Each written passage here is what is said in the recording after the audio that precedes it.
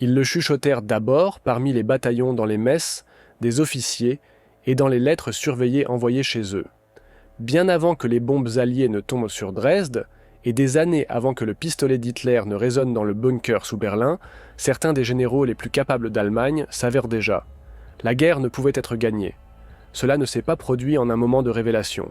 La prise de conscience s'est insinuée lentement, d'abord comme un malaise, puis comme un doute, et enfin comme une sombre certitude.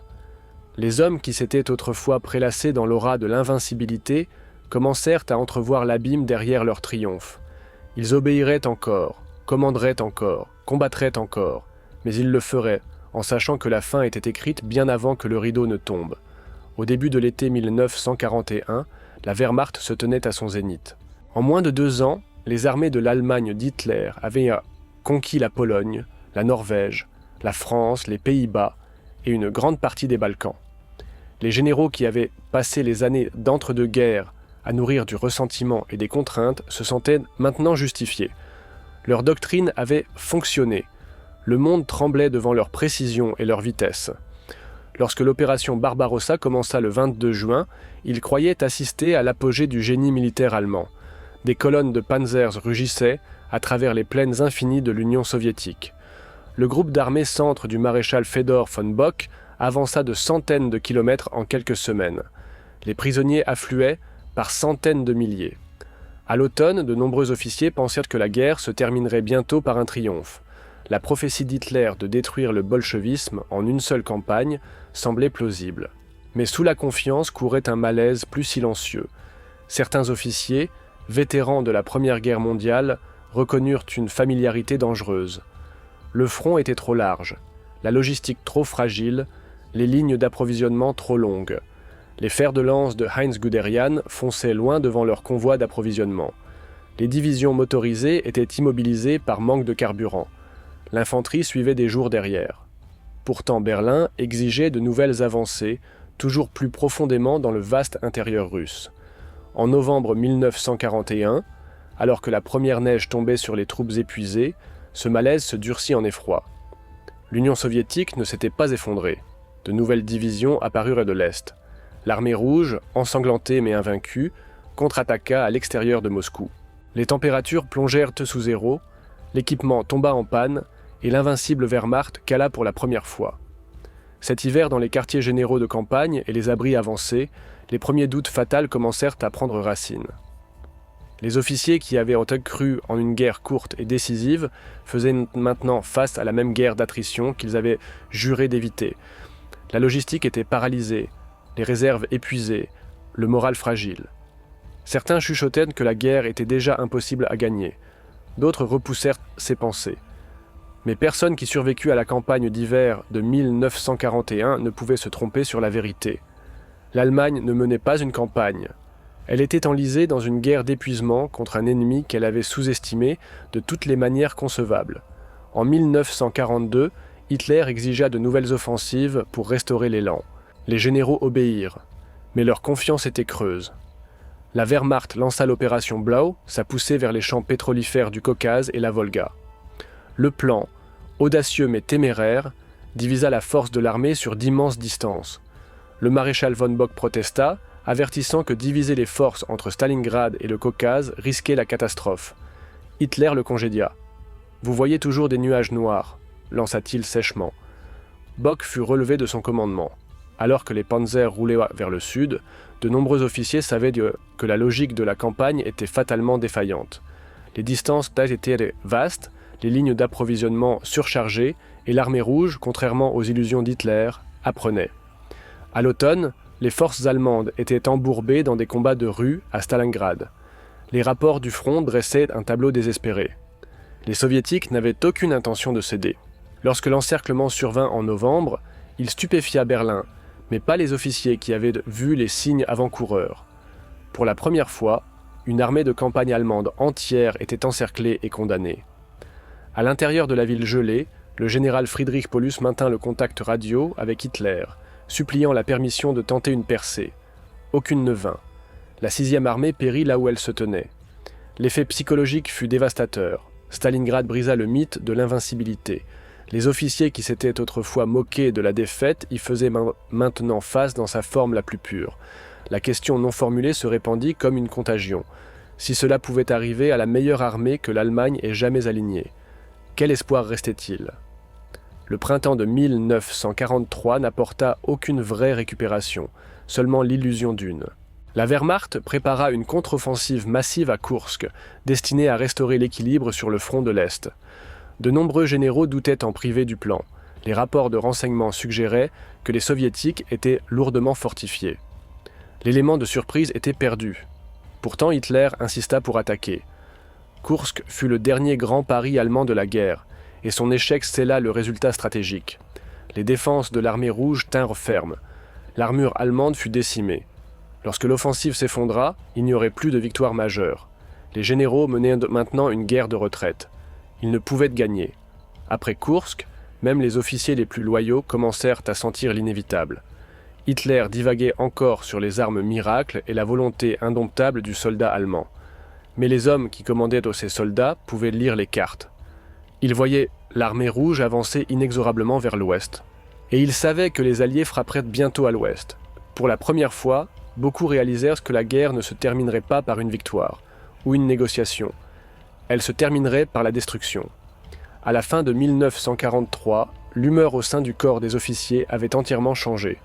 L'arrogance de 1940 avait cédé la place à un fatalisme silencieux. L'industrie allemande ne pouvait plus remplacer les pertes. Les bombardiers alliés régnaient dans les cieux. La flotte de sous-marins était anéantie dans l'Atlantique.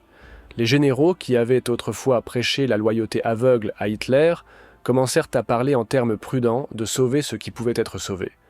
Certains officiers commencèrent à contempler l'impensable, retirer Hitler lui-même.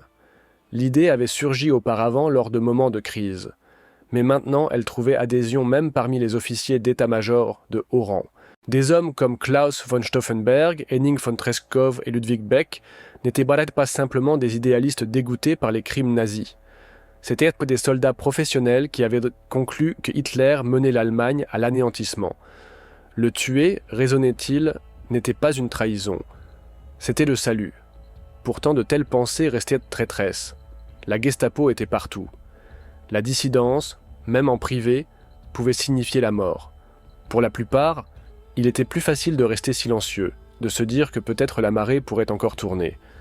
Certains plaçaient leur espoir dans de nouvelles armes, d'autres dans une rupture entre les alliés occidentaux et les soviétiques. Mais sous chaque rationalisation gisait la même vérité enterrée. La guerre était perdue.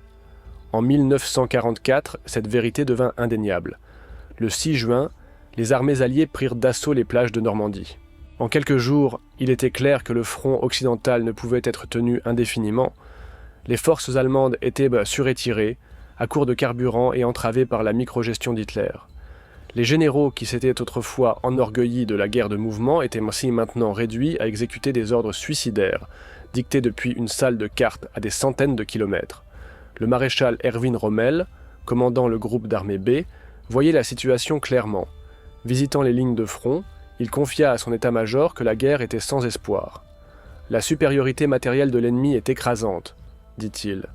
Chaque jour où nous prolongeons cette guerre est un crime. » Rommel pressa discrètement Hitler de négocier une paix avec les alliés occidentaux, mais la réponse d'Hitler fut la fureur.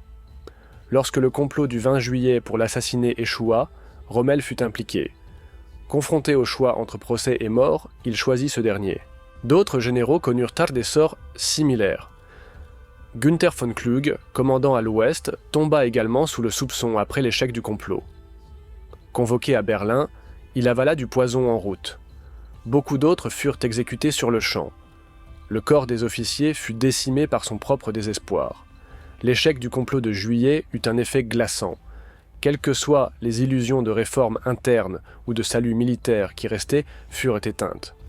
Les généraux survivants comprirent que le régime se détruirait lui-même, et eux avec. Pourtant, ils continuèrent à se battre, en partie par devoir, en partie par peur. Début 1945, l'Allemagne s'effondrait sur tous les fronts. L'armée rouge avançait à travers la Prusse orientale et la Silésie. Les alliés occidentaux traversèrent le Rhin. Le pays gisait en ruine. Et pourtant, Hitler continuait à donner des ordres impossibles. Les villes devaient être tenues jusqu'au dernier homme. Les armées qui n'existaient plus devaient contre-attaquer. Les civils devaient être conscrits dans un Volkssturm. Beaucoup de généraux n'obéissaient plus. Ils falsifiaient les rapports, ignoraient les ordres ou rendaient discrètement leurs commandements. D'autres s'accrochaient au fantasme que les alliés occidentaux pourraient se retourner contre les soviétiques et rejoindre l'Allemagne dans une croisade anti-bolchevique finale. Mais de tels espoirs étaient des délires nés du désespoir. En avril, alors que les soviétiques se refermaient sur Berlin, les derniers vestiges de discipline se désintégrèrent. Hitler fulminait contre ses généraux, les accusant de trahison et de lâcheté. Pourtant, même lui ne pouvait plus nier ce qu'il savait depuis des années. Le 22 avril, lors d'une réunion dans le Führerbunker, il s'effondra complètement, admettant que la guerre était perdue et que le suicide était sa seule échappatoire. Pour les généraux, le moment n'apporta aucun soulagement.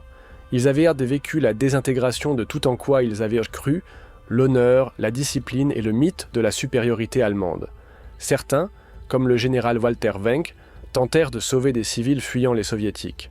D'autres attendirent simplement la capture. Quelques-uns comme Wilhelm Keitel et Alfred Jodl restèrent loyaux jusqu'à la fin, signant la capitulation inconditionnelle qui marqua l'humiliation finale du régime qu'ils avaient si fidèlement servi. En regardant en arrière, on pourrait se demander comment des hommes si intelligents, si expérimentés, ont pu se leurrer si longtemps. La réponse réside en partie dans l'idéologie, en partie dans l'orgueil et en partie dans la peur. Beaucoup des généraux d'Hitler partageaient son mépris pour la démocratie et sa haine du communisme. Ils croyaient que malgré ses défauts, Hitler avait restauré l'honneur de l'Allemagne et reconstruit son armée. Admettre la défaite signifiait admettre que tout ce pour quoi il s'était battu depuis 1933 et en effet depuis 1918 avait été un mensonge. D'autres étaient partent piégés par les circonstances.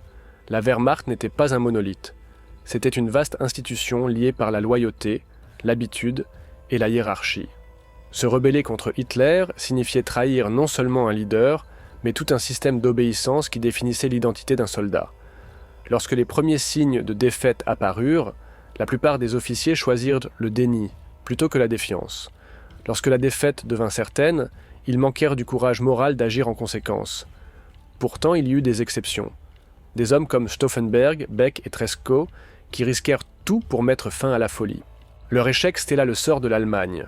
Après juillet 1944, la guerre devint un exercice de futilité. Un effondrement au ralenti porté par l'inertie et la terreur. Des millions d'autres mouraient avant la capitulation inévitable. Lorsque les armes se turent enfin en mai 1945, le règlement de compte commença. Dans les salles d'interrogatoire alliées et les mémoires d'après-guerre, les généraux parlèrent enfin librement. Ils blâmèrent Hitler, la SS, le parti, n'importe qui sauf eux-mêmes. Ils prétendirent avoir vu le désastre venir et tenter de l'éviter. Certains se présentèrent même comme des victimes d'un dictateur fou qu'ils ne pouvaient contrôler. Il y avait de la vérité dans certaines de ces affirmations, mais aussi de l'évasion. Beaucoup de ceux qui insistèrent plus tard qu'ils savaient que c'était perdu avaient continué à obéir aux ordres qui prolongeaient le massacre. Ils avaient rationalisé leur complicité comme un devoir. La tragédie des généraux allemands n'était pas simplement qu'ils reconnurent la défaite trop tard. C'était que même quand ils le firent, ils manquèrent la volonté de l'arrêter. Des steppes gelées de Russie aux décombres de Berlin, les preuves de l'échec étaient évidentes. En 1943, la guerre était stratégiquement perdue. En 1944, militairement sans espoir. En 1945, moralement en faillite. Mais bien avant la capitulation finale, dans les moments calmes entre les batailles, beaucoup des généraux d'Hitler avaient déjà capitulé dans leur cœur. Ils pouvaient voir ce qu'ils ne pouvaient pas, que le destin de l'Allemagne fut scellé non dans les ruines de Berlin, mais dans l'arrogance de 1941, lorsqu'ils confondirent la guerre éclair avec l'omnipotence et la conquête avec l'invulnérabilité. La tragédie de la Wehrmacht fut qu'elle continua à se battre longtemps après avoir su qu'elle était battue. Et ce faisant, elle assura que la défaite ne détruirait pas seulement Hitler, mais la nation qu'il avait promis de rendre éternelle. C'est ainsi que la défaite se déroula vraiment, non en un moment culminant unique, mais comme une prise de conscience rampante qui se répandit parmi les hommes mêmes, qui avaient cru commander le destin lui-même.